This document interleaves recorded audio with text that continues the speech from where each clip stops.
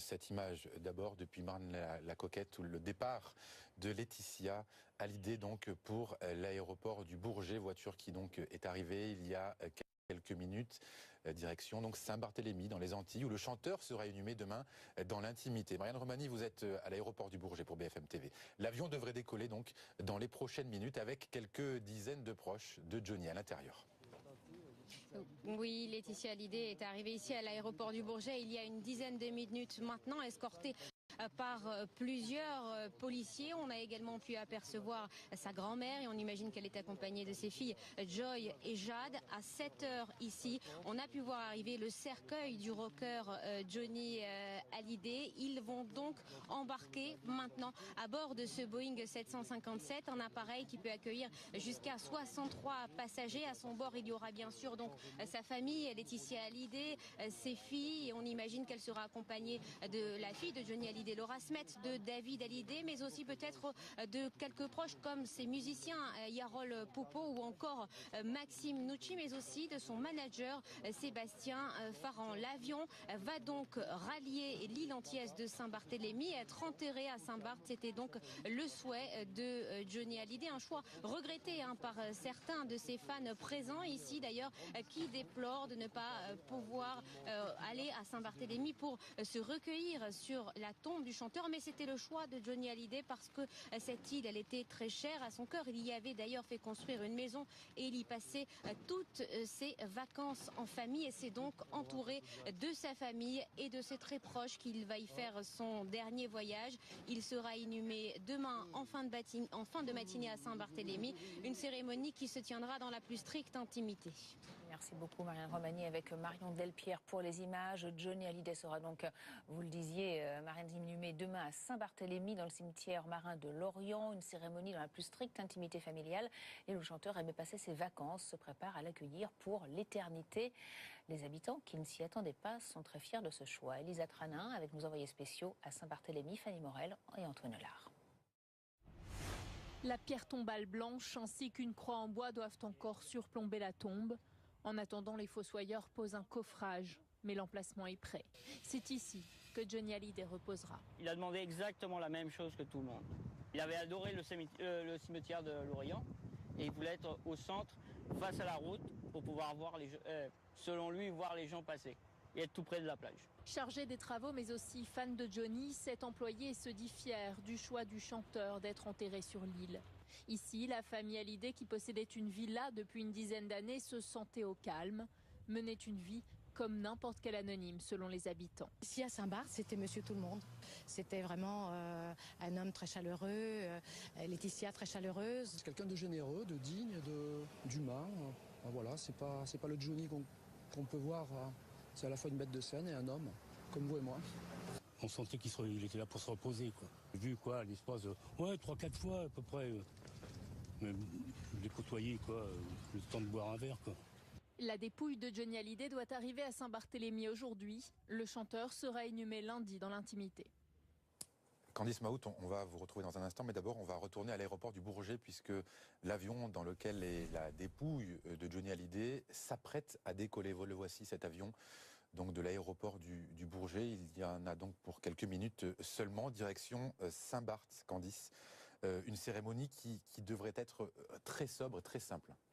Lumineuse en tout cas, voilà, c'est ça, je crois que Laetitia Hallyday, c'est ça dont elle a envie. Ça fait d'ailleurs assez écho à l'hommage qu'elle lui a organisé hier, qui était à la fois très digne, très solennel et en même temps presque joyeux, avec toute cette musique qui avait retenti bien là-bas à Saint-Barth. Ce sera évidemment beaucoup plus en cercle beaucoup plus restreint, dans l'intimité, mais avec des proches qui seront habillés en blanc, avec surtout pas de couronne mortuaire, voilà, elle veut des fleurs bien sûr, mais plutôt du blanc, de la couleur, en tout cas des fleurs qui rappellent cette île qu'ils aiment tant tous les deux.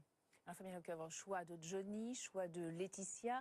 En tout cas, ce qui est sûr, c'est que cette île, il l'avait découverte dans les années 70. Oui, c'est une île qu'il avait eu l'occasion de visiter au milieu des années 70 avec ses proches de l'époque, qui lui a plu. Et puis il a acheté finalement une propriété là-bas au début des années 2000. Et il avait vraiment cette île dans son cœur, à mon sens. Alors cette décision a surpris évidemment le public, ses fans, évidemment. Et ce qui était très compliqué, c'est l'acceptation de son public que Johnny s'envole, en fait, pour Saint-Barth aujourd'hui. Direction l'aéroport du Bourget immédiatement. On va vous retrouver, Marianne Romani, par téléphone. On le voit, ce Boeing 757 qui est donc sur la piste de décollage. On le voit à l'image.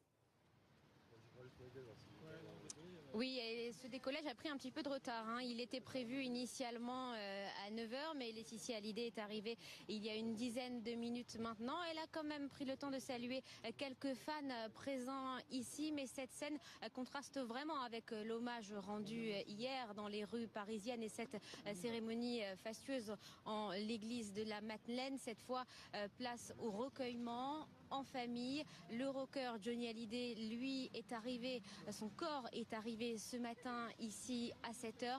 Ils vont donc maintenant embarquer à bord de cet avion. Ils sont même dans cet avion qui peut contenir, on le sait, 63 places, et il y aurait certains proches, comme par exemple ces musiciens. Il y a Harold Poupeau, excusez-moi, ou encore Maxime Nucci. On a entendu dire que Jean Reno pourrait être présent. Lynn Renaud ne devrait pas être du voyage. Son état de santé ne lui permet pas. Ils vont ensuite rallier donc cette île de Saint-Barthélemy, vous le disiez, chère à leur cœur, où Johnny y avait fait construire cette maison, et ils passaient, on le sait, toutes ces vacances en famille. Ils vont donc se retrouver, le clan Hallyday, à Saint-Barthélemy. Ils arriveront, on l'imagine, en fin de journée, et demain se tiendra cette cérémonie dans l'intimité sur l'île de Saint-Barthélemy. Merci beaucoup, Marianne. Donc, des habitants, Candice, qui ont été un petit peu surpris par ce choix, les habitants de l'île, mais qui sont heureux et très fiers. Voilà, ils sont très heureux. Manifestement, on les a entendus tout au long de la matinée là sur notre antenne. Ils étaient, oui, ils sont heureux parce qu'ils côtoient Johnny Hallyday très régulièrement. Johnny Hallyday qui pouvait se balader finalement incognito. Il allait faire ses courses au supermarché, il les saluait, ils échangeaient des petits mots, parce que Johnny Hallyday, c'était ça de toute façon depuis le début de sa carrière. Ça a été la proximité toujours avec ce public. C'est quelqu'un qui vient de rien, Johnny, et c'est quelqu'un qui justement connaît aussi la situation de tous ces gens, et c'est cette humanité-là d'ailleurs qui a plu à beaucoup de ses fans. Et là-bas, à Saint-Barthélemy, eh bien, il pouvait y être en paix, voilà, tout à fait dans l'anonymat. Fabien, un mot tout de même de ce cimetière marin de Lorient. Alors, effectivement, c'est très loin, Saint-Barth. Malgré tout, cela va forcément attirer la curiosité des anonymes, mais aussi des fans de Johnny. En termes de sécurité, est-ce qu'on peut en dire un mot ? Oui, on peut se poser la question en termes de sécurité. On sait que les sépultures des grands hommes et des hommes très célèbres, que ce soit le général de Gaulle, qu'on soit Claude François ou Charlie Chaplin, ça demande une sécurité quand même évidente, pour éviter tout problème. Quand un homme doit reposer en paix dans un petit cimetière marin, aussi petit soit-il, il doit reposer en paix, selon la formule consacrée. Donc, ça va poser sûrement des problèmes de sécurité sur place, parce qu'il n'est pas un homme ordinaire, Johnny Hallyday, on le sait. C'est un grand homme, et voilà, et ça suscite toujours les curiosités, ça peut susciter de mauvaises intentions. Il faut faire très attention.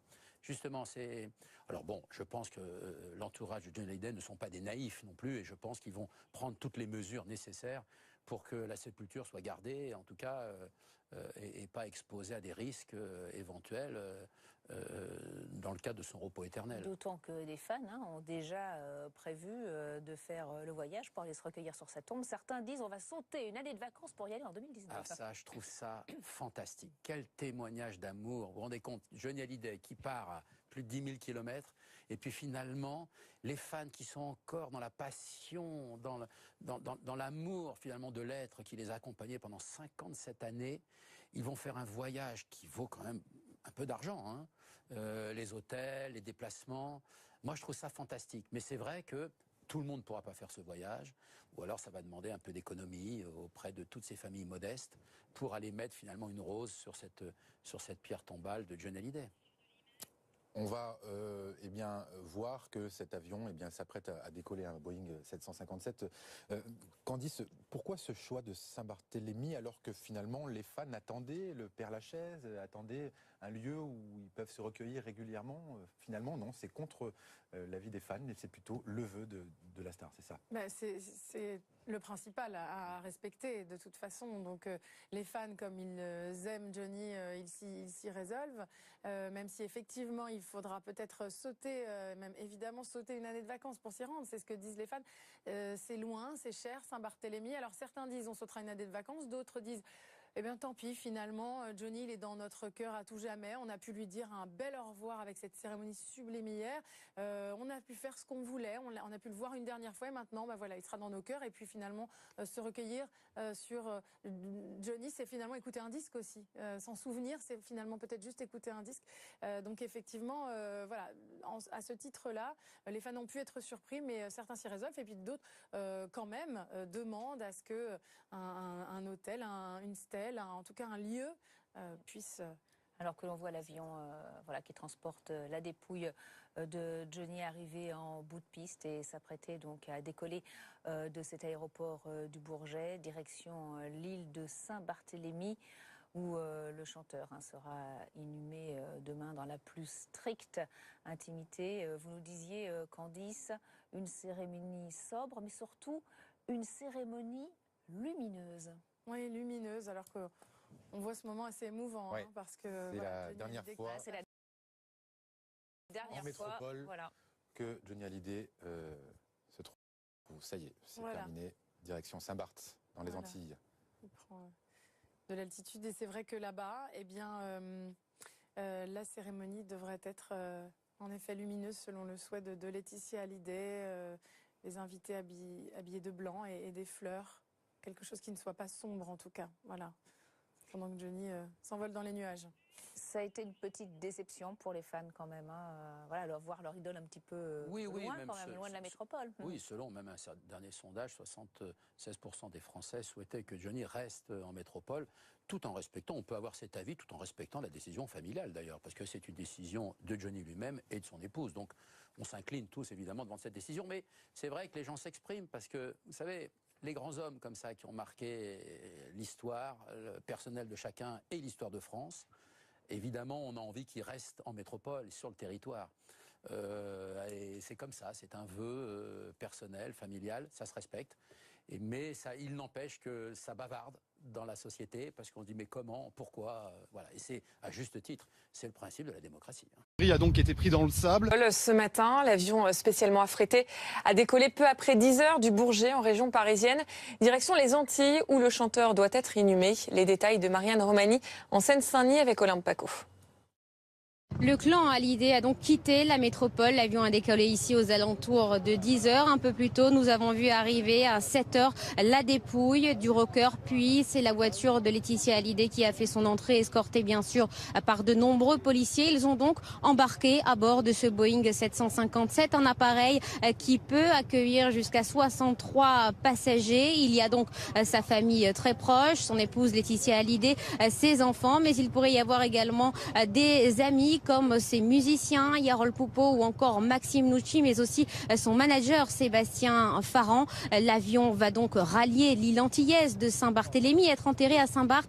C'était donc le souhait de Johnny Hallyday, un choix regretté par certains fans présents ici qui estiment qu'ils vont avoir du mal à aller se recueillir sur la dépouille du chanteur. Mais Johnny Hallyday avait choisi Saint-Barthélemy parce que cette île était très chère à son cœur. Il y avait d'ailleurs fait construire une maison et il y passait le plus clair de ses vacances en famille depuis 10 ans.